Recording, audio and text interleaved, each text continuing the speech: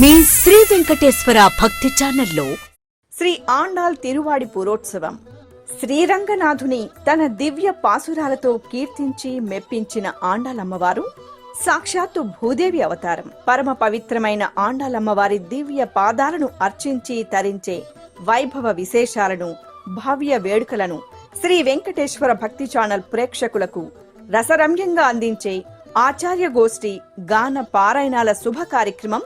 విష్ణు చిత్తుల వారు ఎంతో భక్తి ప్రపత్తులతో తమ నందనోద్యానవనంలో పూచేటువంటి పువ్వులనంతటినీ కూడా కూర్చి వివిధ రకాలైనటువంటి ఆ పుష్పశోభితమైనటువంటి మాలికను భగవంతుడికి అర్పించేవారు.